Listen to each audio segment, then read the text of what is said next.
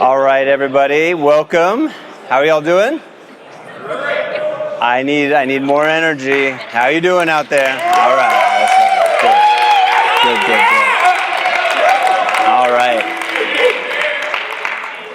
All right, well, thank you for coming. This is our third Barnabas Forum of the school year, the first of the spring semester. This semester, we've been exploring the role of pastoral identity in our forums. And just as a reminder, many of you are in the Barnabas program, but some of you have probably come along just because of your interest. But we do these things as a kind of extra layer in terms of the program. You're doing a lot of work in the classroom. You're working out your concepts, your theory, and all that sort of stuff. But we know, and they will share, there are things that you don't learn in the classroom. There are things that you learn in the mix of ministry. And these Barnabas Forums are really the opportunity to come and have some local pastors who are in the trenches of ministry just share the things that they're going through, the things that they're experiencing, sharing from those experiences, what they've learned along the way. So we are grateful for our panel tonight. Can you all give them a round of applause?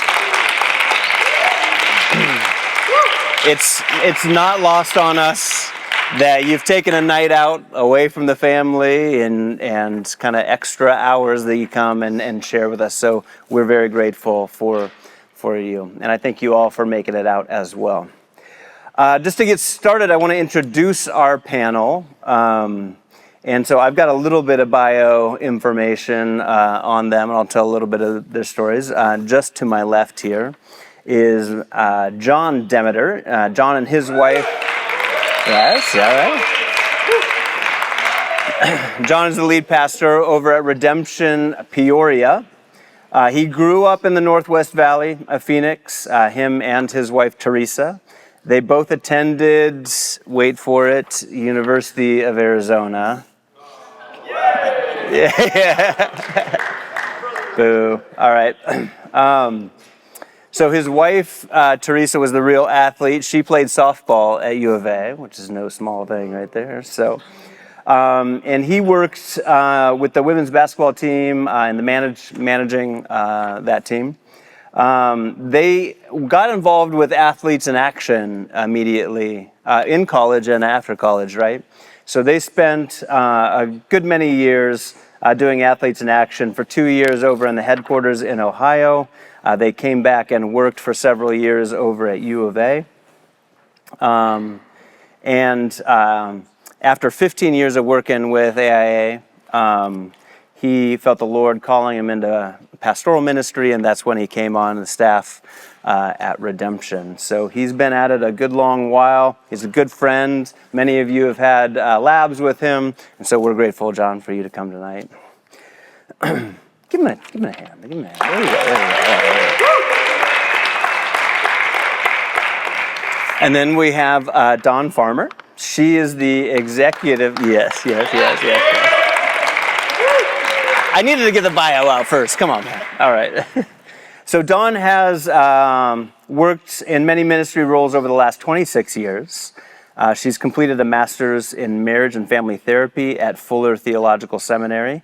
She is currently the executive pastor at Desert Springs Bible Church, and yes, home of Justin Smart. And she's also a therapist at New Hope Counseling. So she has a passion for developing leaders in their area of calling, trauma-informed churches, and healthy spirituality. She started back at Desert Springs in 2004 as the lead pastor's assistant. And then she went off, her family moved off to Kentucky for a few years, coming back in 2012 when she came back to Desert Springs. Over time, she was empowered to take on this role of executive pastor. So we're grateful for her to come and share her experience. Thank you, Dawn. Give her. Now you can do it again. So Dr. Ivan Hartsfield, many of you have had classes he's teaching for us in the seminary. Some of you might have had class with him today. So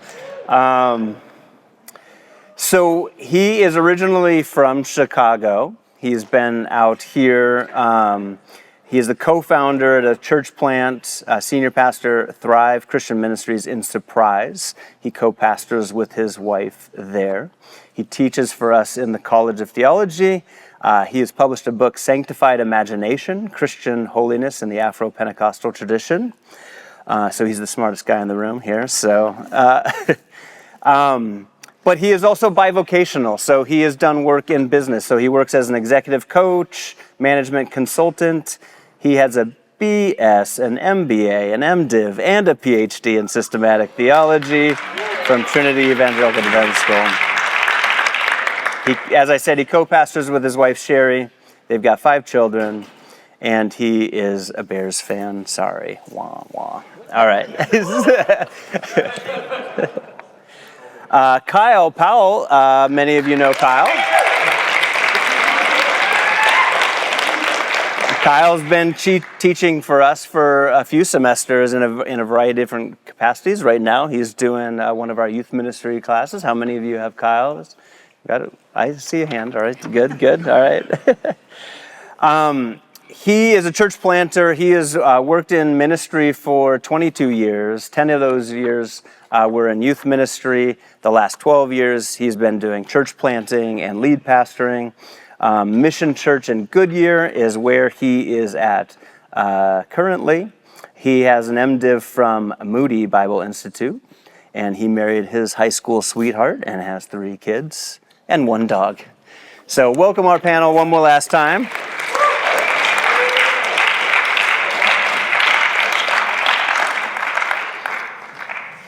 All right, so I've got a few questions that are going to get us going here, and then you know the drill, many of you. Once I get through these questions, get things juiced up here a little bit, then you all are going to ask questions. So be thinking of your questions as we go here, and we'll give you a chance to ask them soon.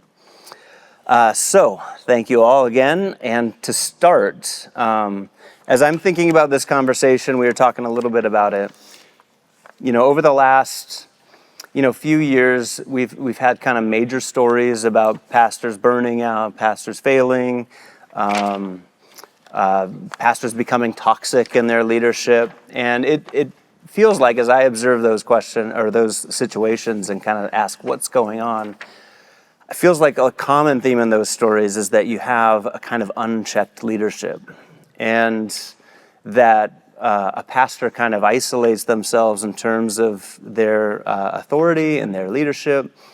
They don't really have other leaders that they're submitting to or an accountability structure in their life, someone that kind of asks some hard questions or someone that they have to submit to. And so that was kind of the desire here, is to explore that and what does it mean to be a leader but also to be led, to have authority but also to submit to authority. So as we're kind of talking about those sort of things, one, do you think this is an important idea to explore, and why? And then are there maybe experiences that you've had in ministry that kind of illustrate the importance of this? And maybe we'll just kind of work our way down for this one and let everybody answer. You want me to start? Yeah. Sorry. I think it's a really important question to ask, and I think I do have experience in this, both in parachurch ministry and in church ministry. The guy that was discipling me when I was in college in a parachurch context, his wife had just had their 3rd kid, and he didn't want to go home, not because he didn't love his wife or his kids, but he got value personally from discipling people, doing ministry. People were enjoying that. And so they put him on a forced leave of absence because he was unhealthy. He was married to his ministry and his wife was wanting help. And so I got to see that firsthand as a student being discipled in a healthy way. And then I was a part of a church situation where we were elders in plurality, and there was some unchecked pride and ego, and we ended up removing a leader. in that context. And I think the right decision, which was hard. And it's challenging when you lead in plurality because everybody has different opinions. You're trying to check your pride, ego at the door, all of those things to say, hey, could I be humble enough to listen to what might be said by these other people, which I think is a huge piece of trying to do ministry long term. Yeah, good. Yeah, I definitely think this is an important conversation because it's difficult when you're maybe in that space of leadership and you feel a calling and you want to move fast and maybe you've got an accountability team of some sort and they're holding you back. And so you can be quick to respond with, well, obviously it's this accountability, this board's fault or problem. I would be able to do more for God if I wasn't being held back. But if we're processing now and kind of thinking about what does that look like and why is it important, when you are getting to those places where you're being held accountable in a certain situation, you can remember the values of why you submitted to this leadership in the first place. So for my own experience, I was at a larger church in the Midwest where the pastor was, it was a very toxic environment. The pastor had a board, it was a large staff, but if you ever questioned the pastor or if he found out you didn't agree with something, you weren't there very long. There was a huge turnover in the staff. And so while we still saw God move in a lot of ways, which is just amazing how God works in that way, there was so much hurt and pain that came from those who were part of that kind of the staff or even the leadership positions of the church. And so that was harmful for a lot of people. But then also in a good sense, even being accountable to the people that you're leading, I've seen opportunities where on the staff that I'm on now, where we've decided something as a team that we need to be done with a ministry or something like that. And then we bring the church together, we're praying about it, and then overwhelmingly someone says, we really need to lean into this ministry and I want to be a part of it, and it builds and it becomes this amazing opportunity that we would have easily shut down if we would not have submitted to the voices of the other people that were in our church. And so I can see it working in beautiful ways in that sense, but it is hard. It's really hard, and especially if you are the type of person who wants to move fast and you've got all these ideas and you're innovative, and then you've got those discerners kind of holding you down sometimes. So. Yeah, I think this is a very important question. I think leadership, John Maxwell says that leadership is influence, nothing more, nothing less. And I think that that's so important, right? I think sometimes we pour more into what leadership should be than we should, right? Because we have our agendas. And so I think the ability to lead and be led, I think that's an appropriate tension. I think it's a scriptural tension to maintain.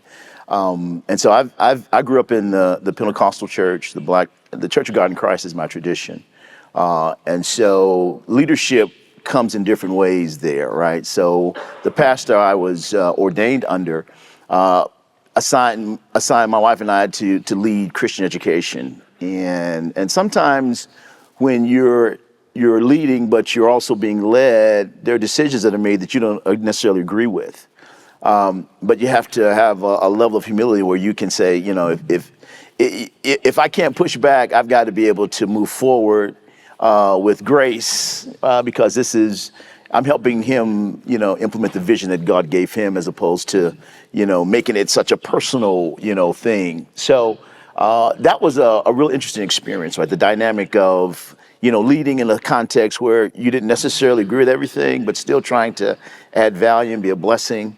But at the same time, you know, trying to lead and to influence the people of God towards, you know, their ultimate purpose of being transformed into the image of God. So I think it's a tension, and I think it's healthy, it's challenging. You know, after that, I started my own church, and I'll be brief. And I was under some leadership that I really didn't appreciate. As a matter of fact, I left the tradition for a while because I was so upset. I didn't agree with the direction. My priorities didn't align with the priorities of the tradition at the time. But eventually, the Lord called me back, and so I'm now a part, under different leadership, but still a part. And again, still trying to maintain and that tension, keeping my ego in check, trying to humbly serve the people of God and move God's agenda forward. So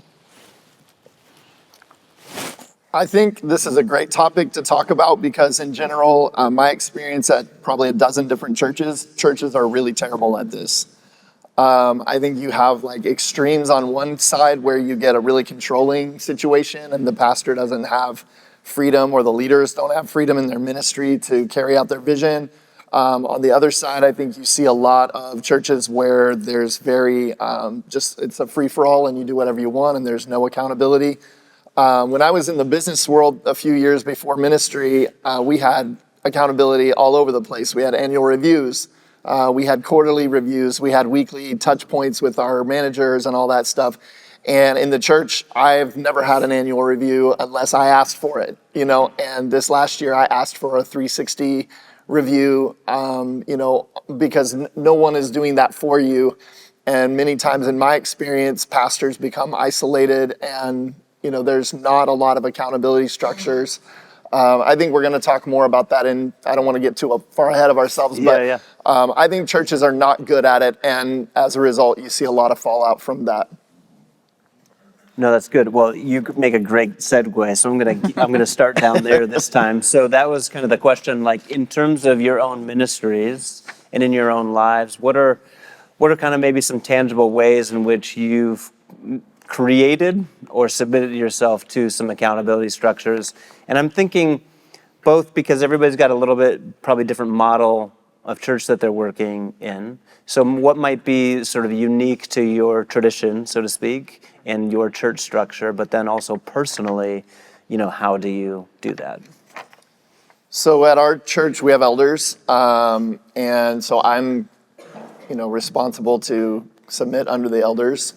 What I've found in my experience, though, is they're not very good at that. Typically, I'm the one leading the elders, and they're also the ones who are sort of my boss, so it's an interesting dynamic. They many times feel like, well, we're not qualified, we didn't go to seminary, you're God's man, and you're the vision caster and carrier for our church, and you're the mouthpiece, and so we're following your leadership, but then on the backside, I'm also accountable to them, and so many times there's lay people who aren't used to providing that level of accountability, and so I think they find it hard to know what that should look like or how to do that. So what I've learned is a lot of the accountability that I've found I have to manufacture for myself. And so we have a very tight staff culture. We're in a small group together. We share a lot of our lives together. There's very little things going on in my life that my staff team doesn't know about. Same thing with my wife, a lot of accountability there. And then I would say I have personal rules or, policies, if you will, that for example, I don't meet with a female person alone as just a rule of accountability, more to just be above reproach. If, I don't go into a closed room by myself with a woman, that's just one of my rules, or in a car or things like that. So to have some barriers, some guidelines, some things that, just for your own protection, to make sure that you're being cautious in that.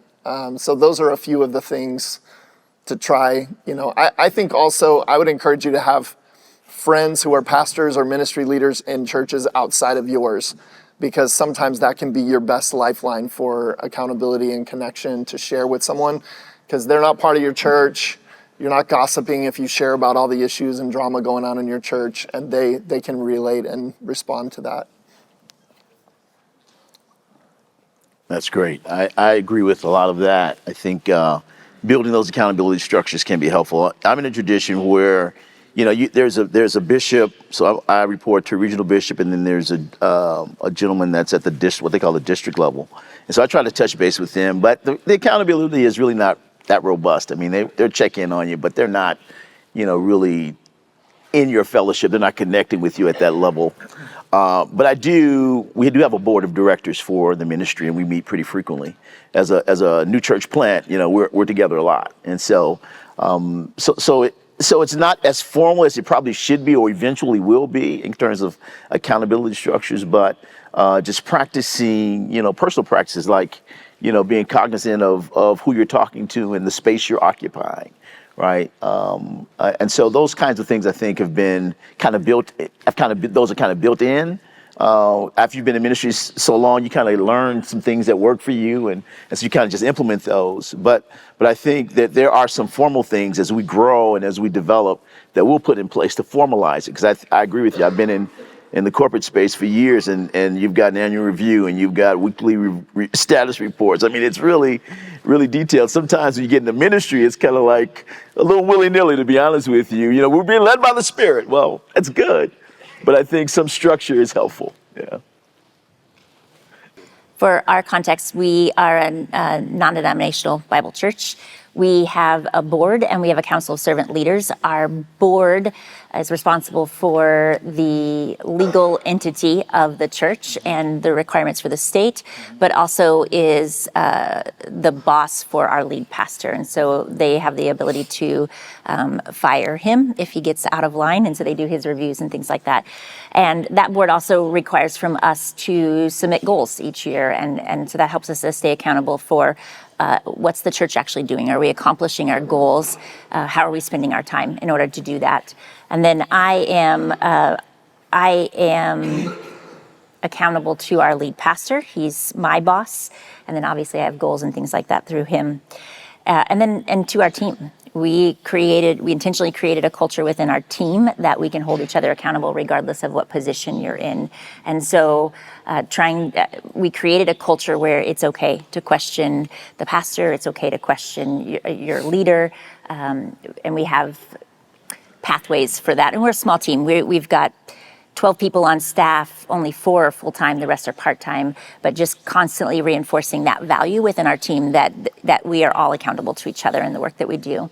And then for me, just being accountable to my family, because I can easily get into work mode and that become my whole world. And so listening to them well, when they're saying, wait, you're not around, or we need you, or you're not present, can be really important. And then also setting up accountability, like you said, with churches outside of my organization. We, again, being a non-denominational church, we don't have a denomination that is, have these processes and procedures in place. And so I have a friend in New Mexico who's also an executive pastor, and we have a once-a-week call, and it's where we can share all the stuff that's going on, good, bad, ugly. And we've had a relationship long enough now that we can hold each other accountable if needed of, what are you thinking? Where are you going with that? How are you having balance in your life? What's going on there? And then also learning to listen to myself, listen to, as you said, my degree is also in therapy, so it's really important to me of being a balanced, integrated self. And so I believe God has given us these abilities to sense within ourselves if we're paying attention to when we are out of alignment, and when we need to pull back, or when we need to kind of think about what we're doing. And so I think that's just also an important part that we don't consider often, is listening to our own selves as well. Those are all great. Those are great answers. They are. Yeah.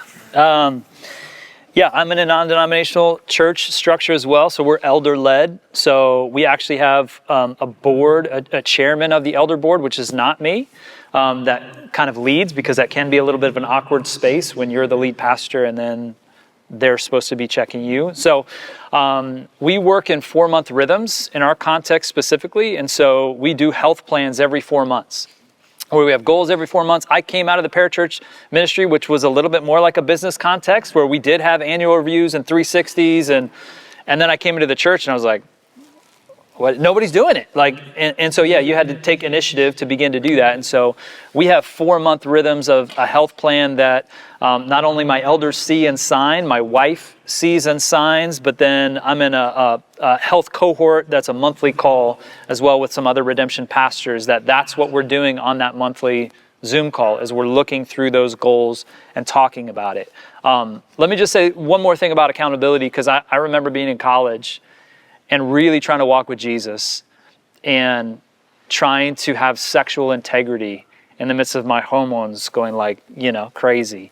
And so I had friends, like accountability partners, but it was like one little group over here, and then one little group over here, and then I would confess my sin to you, and then it'd be like a month, and then I confess my sin to you, and then, but that's how I got back over here. It's it's been 3 months, and you're like, dude, you're doing amazing, right? So you can kind of play this shell game with accountability and structure. And so my advice would be like, man, let everybody see everything and be honest, your best honest self with all those people holistically. Instead of kind of ducking and covering. I just learned that in college, and it was just like really quick, the Lord exposed that in me, that process, and said, this is not good, which was helpful for me. Amen. That's good. That's good. Oh, that's good. So the question I want to ask now is this just like a human nature thing, or are there some stuff with pastoral ministry that makes this kind of an extra danger or temptation?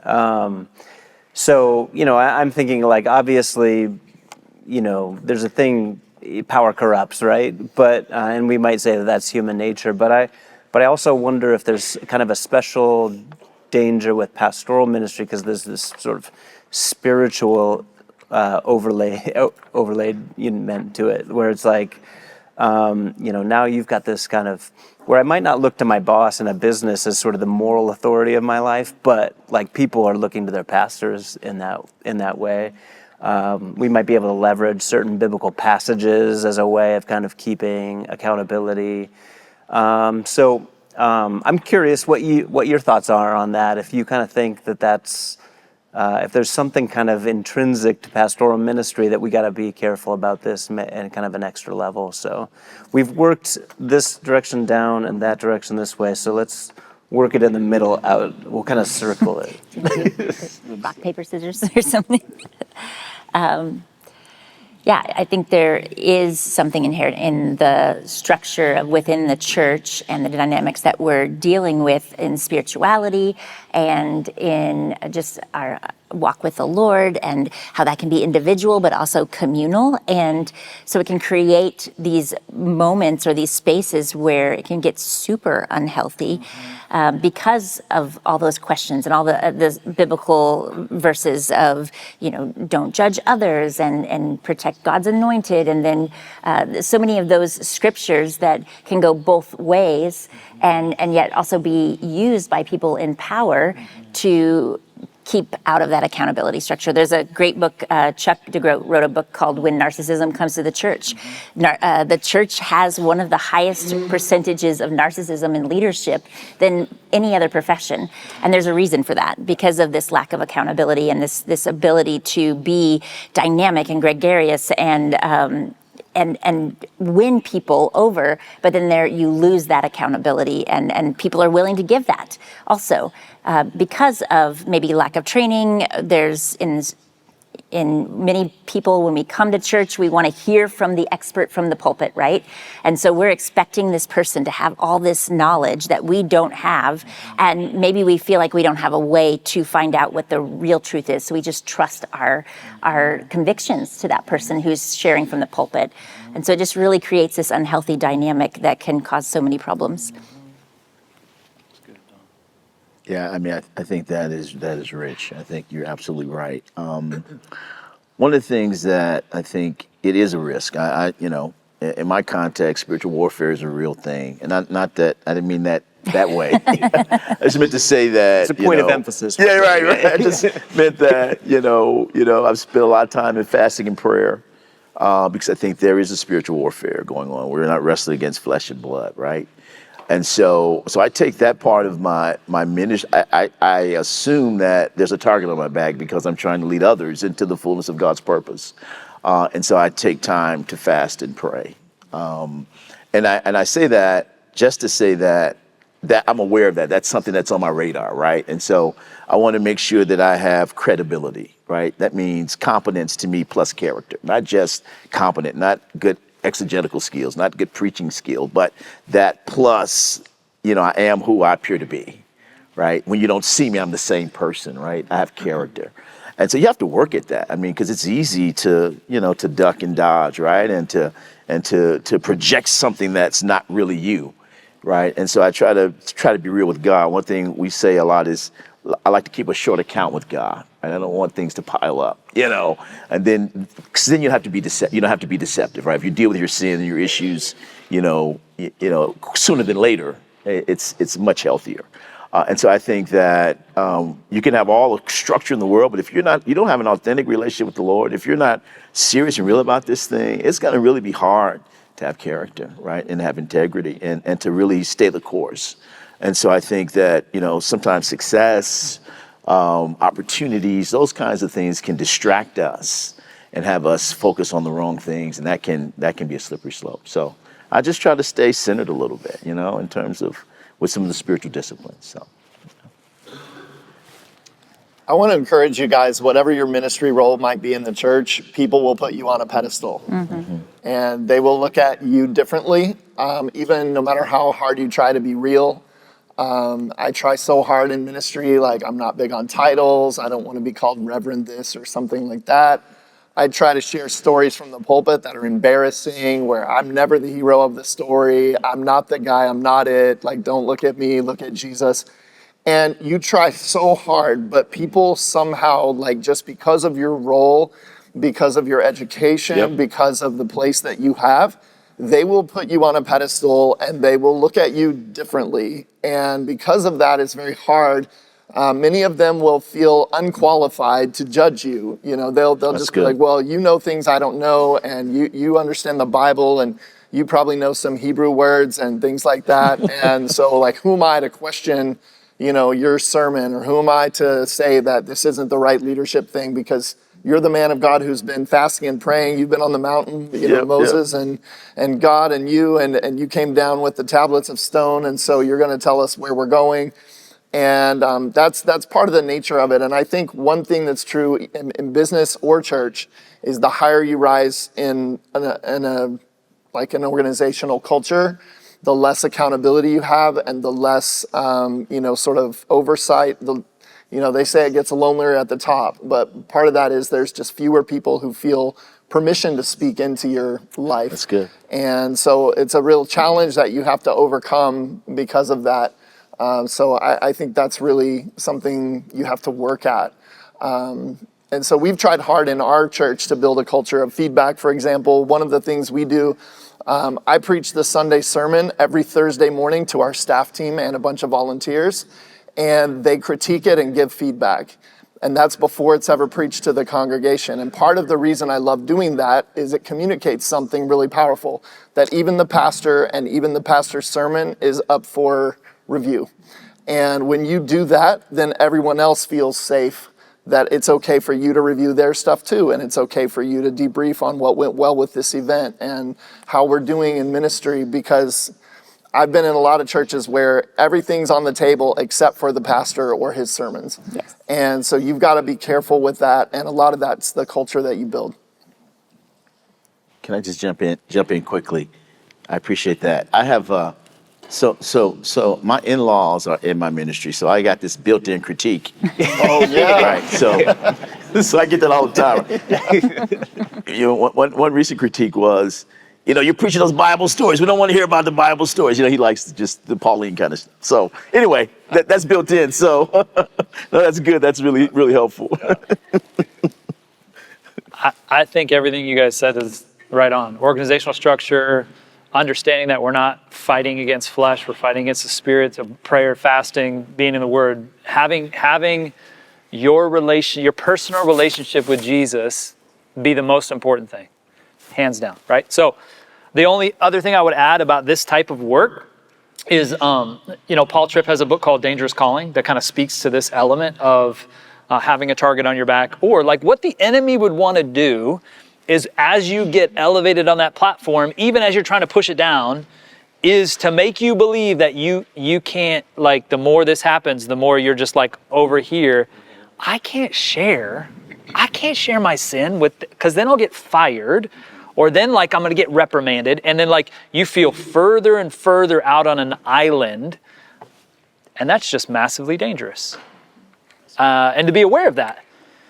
So I love the idea of culture of everything's on the table. The sermon's on the table. Everything's on the table. People knowing your junk, you being on your knees daily, all of that, and being aware of the enemy's tactics, because he would much rather not take you down in that way, but just make you feel comfortable about ducking and diving and like not, and being, the platform, it feels pretty good up here.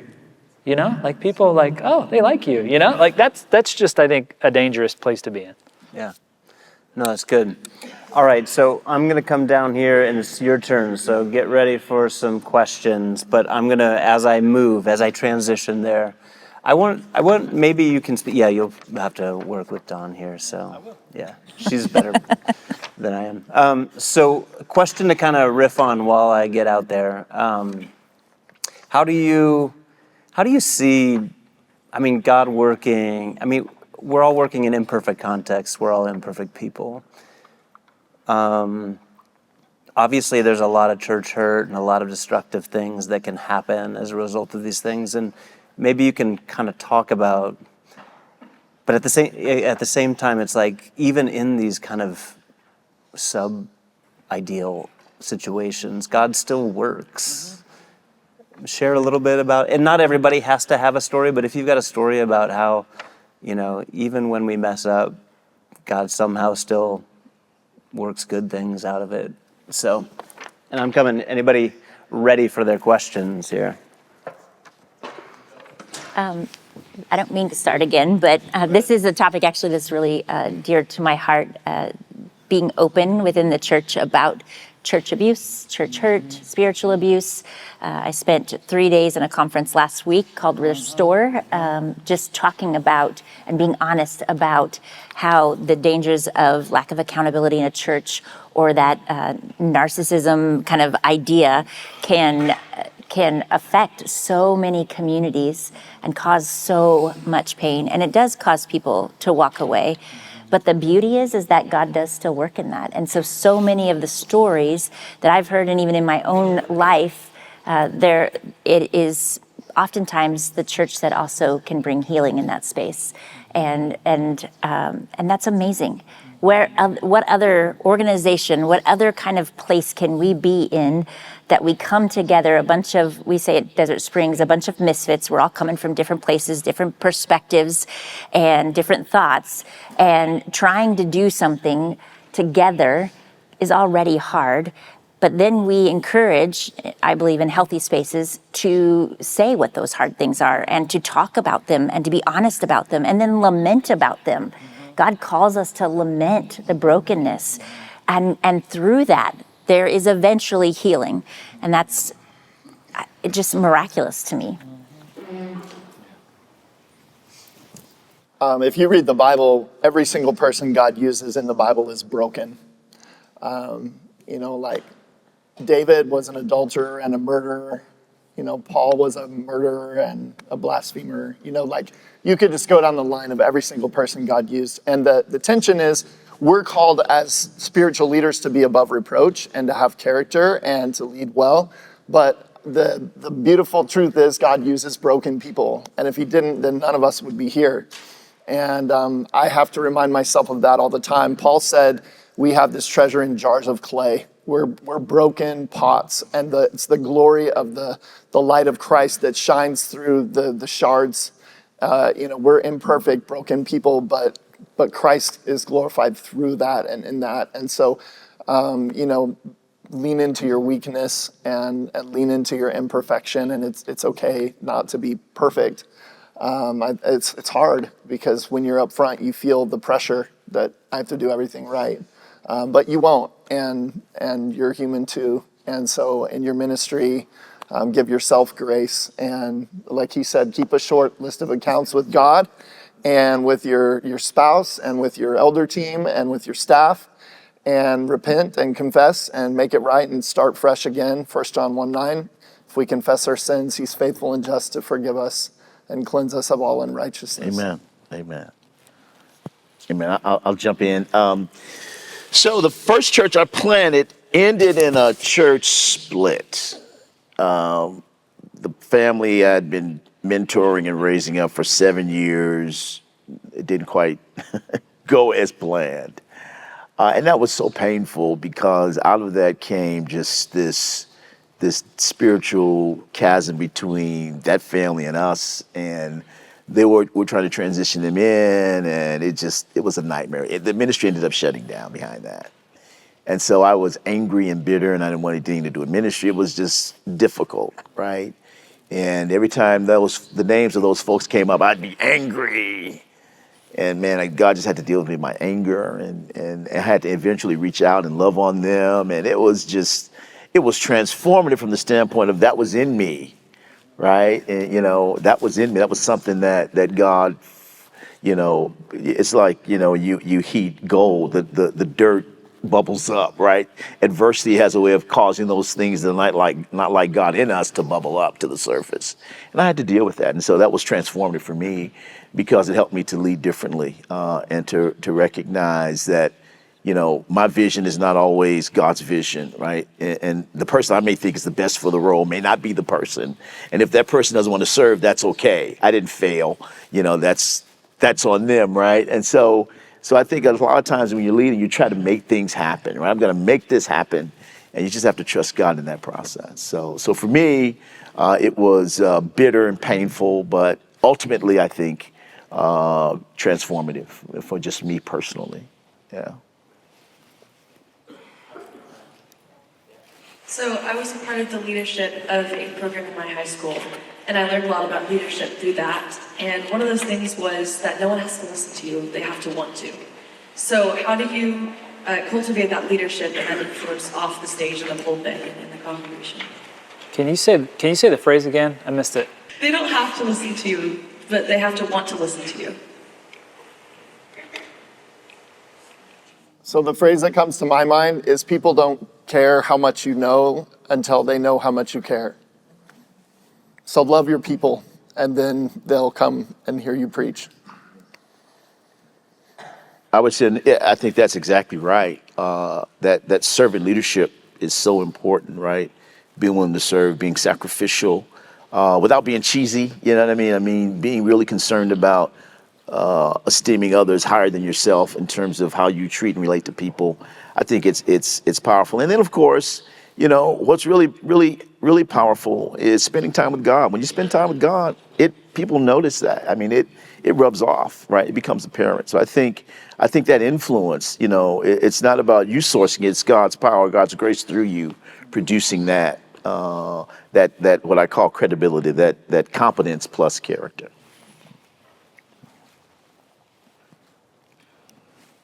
All right, we got one here. Cool. Hello.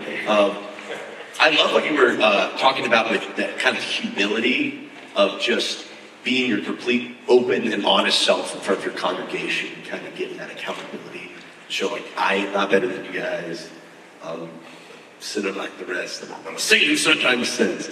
But as someone who really cares about accountability and sharing, but also can tend to overshare too much, how do you draw a good line between being accountable and vulnerable with your congregation and sharing too much and whoa, don't share that in front of the congregation?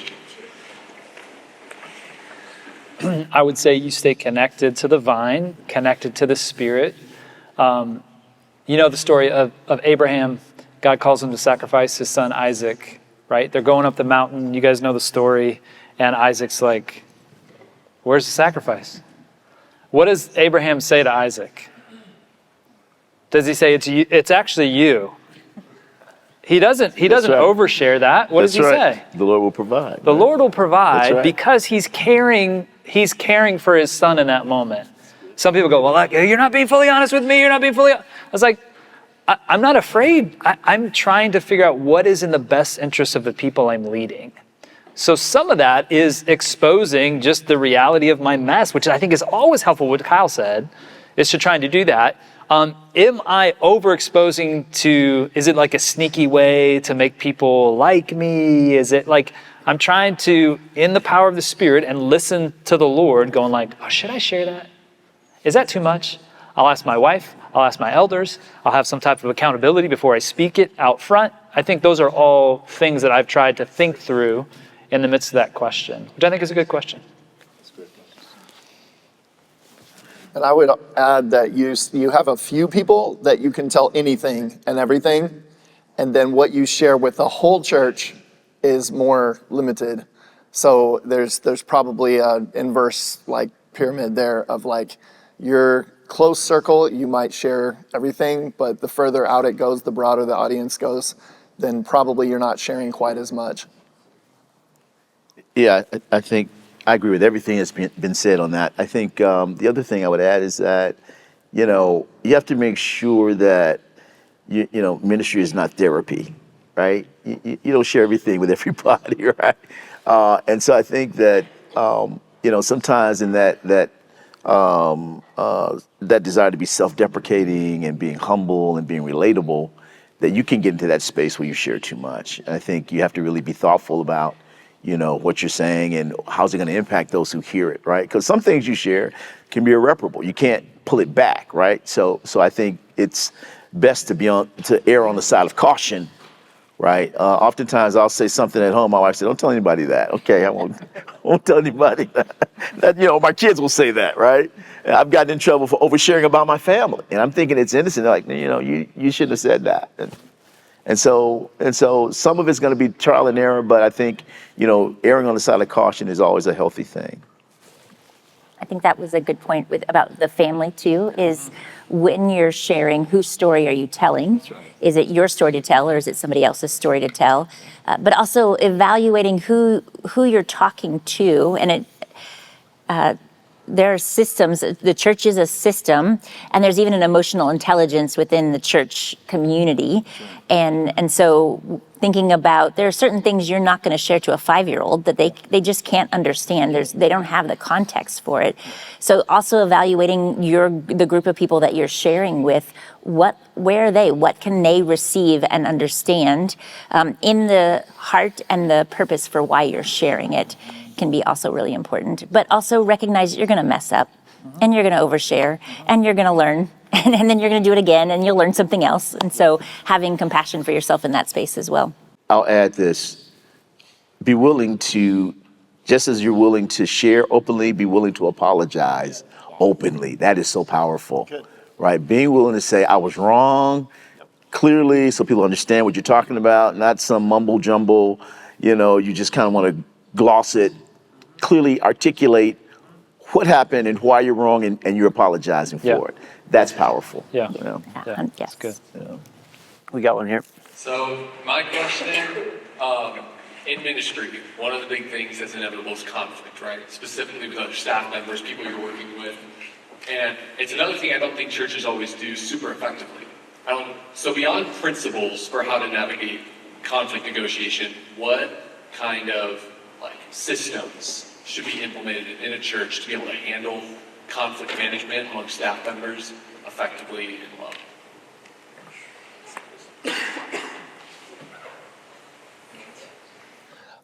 I think Matthew 18 gives us a system, so we don't have to create one.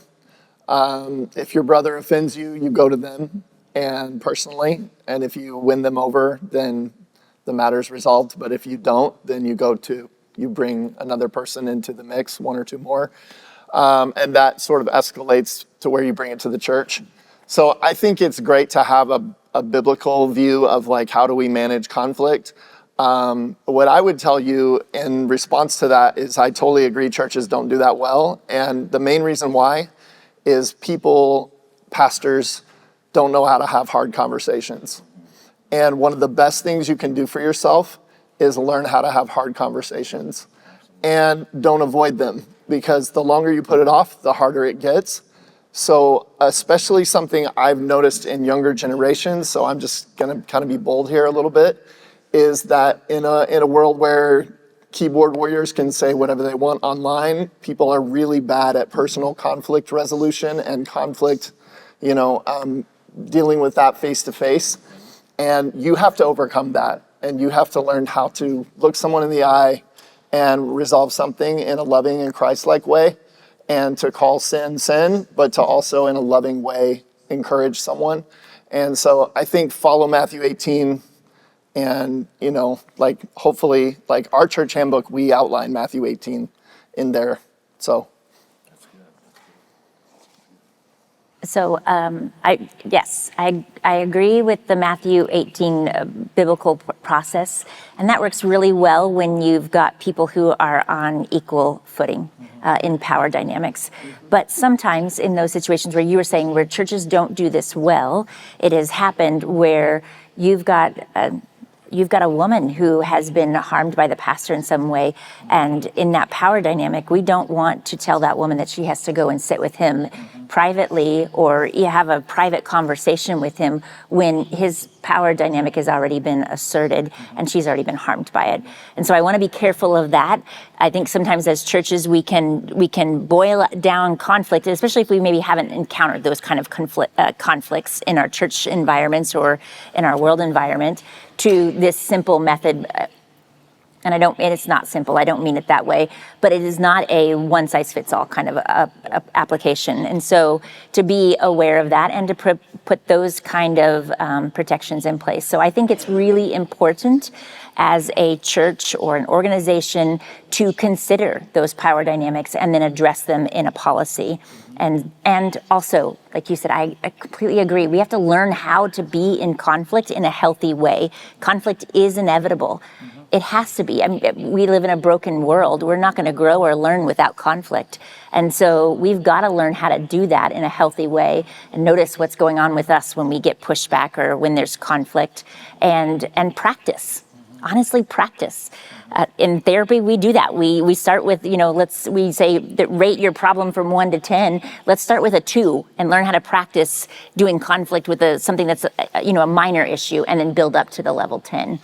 And so definitely practice, find spaces to do that, especially if you have a good friend or an accountability group that you say, hey, tell me something I can learn to work on, and then practice that conflict right there. But also always think about power dynamics. And in a church, even though pastors are called to be servants, there's still, like we said earlier, they're automatically given this power and this position and authority, whether they've earned it or not, and people can fall prey to that. Anything you'd add to that? Yeah, I would agree. I would just say, from our seats as pastors, one of the ways we can hopefully dismantle that is being humble enough to go like, I noticed something, and did I say something that offended you? Like, because if I did, I am sorry. Like, and be honest about it. Like, because they might not feel comfortable because somehow they propped you up unknowingly. And so to take the step of servant leading and step into those hard conversations, and that's why I think it's so tied to your identity. If you don't do this identity work, that you're the beloved son or daughter, and you're chasing, like Henry Nouwen has an article called Moving from Solitude to Community to Ministry. Some of you guys in our pastoral lab, we've read that before. If you don't understand your belovedness, then I'm going to expect you to have all the right things to me. I'm going to be trying getting it from you. But if I already know who I'm rooted in, then I have the freedom to go, man, I'm so sorry. Like I messed that up. And to be the first to move in that direction instead of waiting for it to come your way. That is absolutely true. One of the things I've found too is because of the power dynamic, sometimes people they're not whole enough, or they're not indoctrinated enough to understand Matthew 18. Not that you're not true, right? I agree with you. And sometimes they'll just leave, right? And they just disappear, right? Yeah. And you're like, well, I wonder what happened to so and so, and they're wounded and they're hurt, and so you have to go after them. And that conversation might be difficult, right? But you have to be humble enough to hear them, hear their heart, and to work through whatever that conflict is. And so I think we're in a culture now where people aren't necessarily up for having a confrontation, right? And so sometimes you have to just lower the temperature, right? By going after them in a way that expresses love and concern and compassion for whatever it is, whether they're right or wrong, right? To show that level of compassion and try to win them back. And I think that can be challenging because, they may be as wrong as two left shoes, but, you're trying to win them ultimately. And so I think, a lot of folks won't endure church discipline. They'll just go down the street, right? To Backwoods Baptist or whatever. I don't know. What my point is this. I'm not. That wasn't the slur on Baptist, so don't miss me. I'm just saying the next church. That's great. We've got, because of time, this is going to be our last question, but I'm going to hand it over here. So this is a question like that I'm just curious your guys' opinion on, because it's something my church has definitely not done great over the years.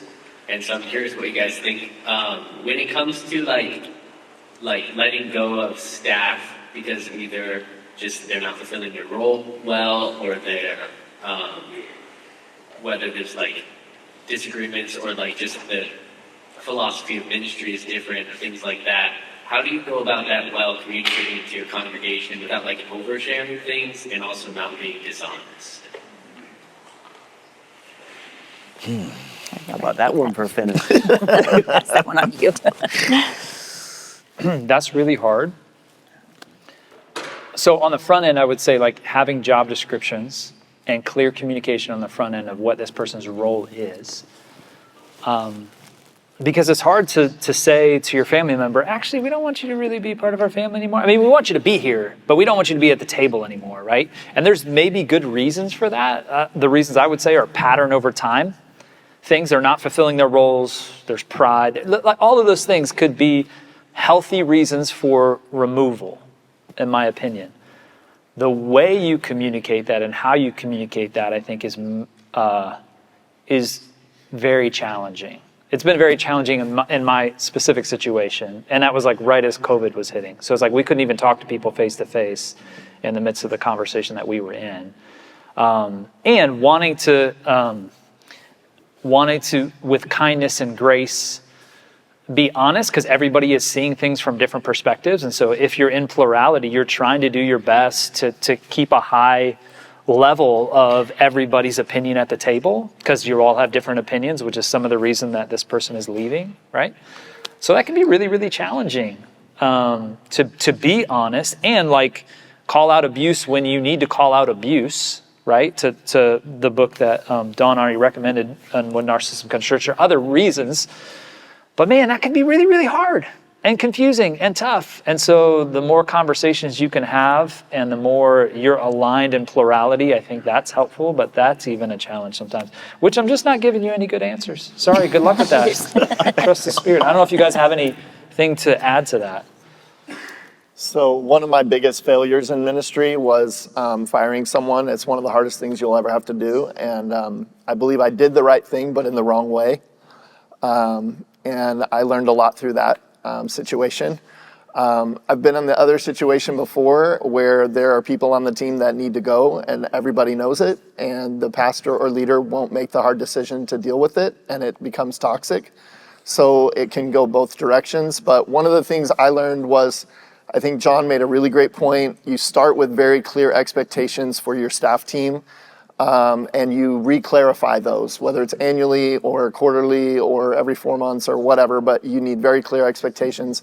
If someone is not meeting those expectations, then I think it's important to go to them and say, hey, we have a problem here, and this is what the problem is. Just be honest about it. One of the best things you can give people is clarity. And so just be real with them, and just tell it like it is.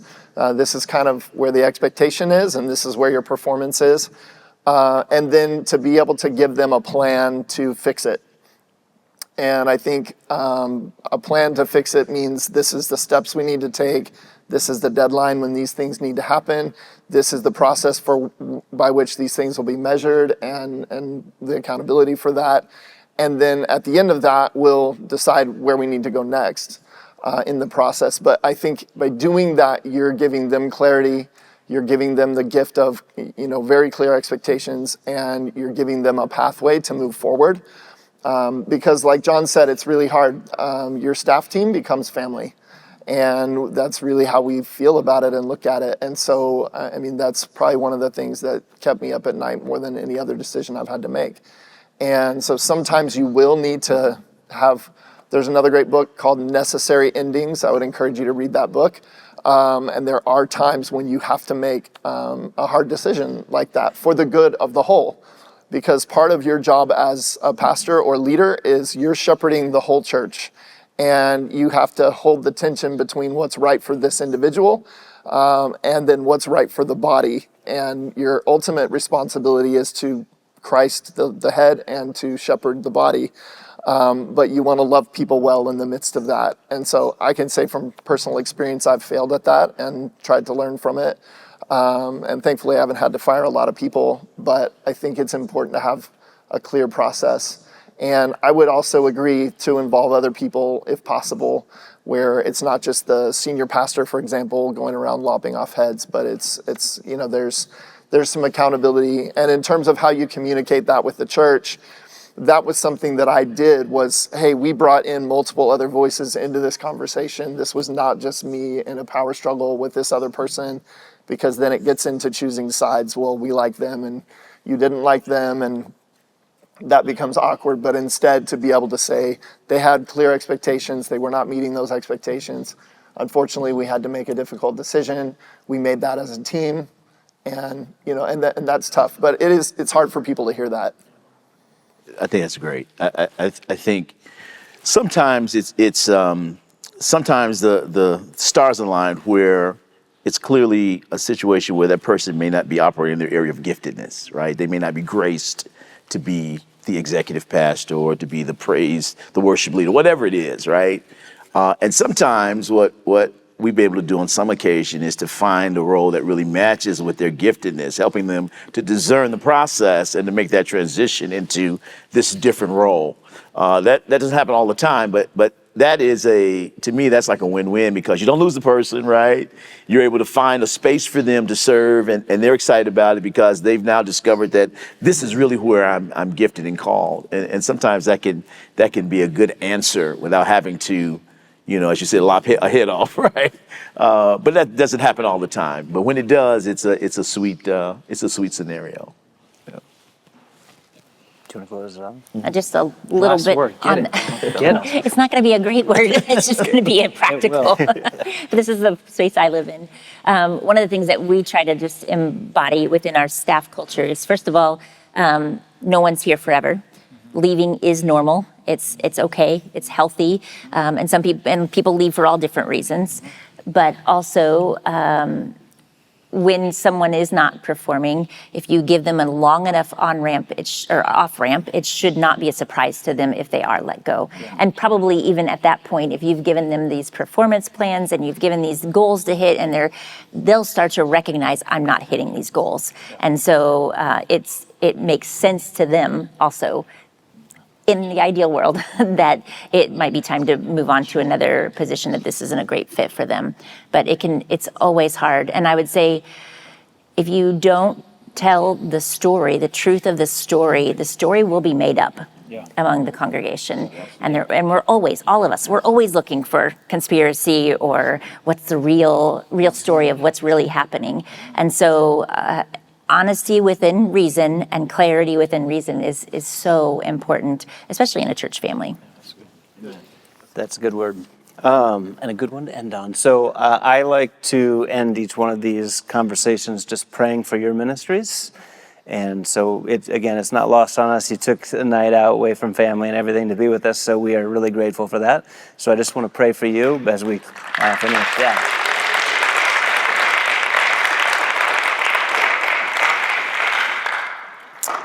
Heavenly Father, I want to thank you for these faithful shepherds who have been at it for years, working in your church and with your people and bearing witness to your good news and instructing and correcting and encouraging and all the things that they have done.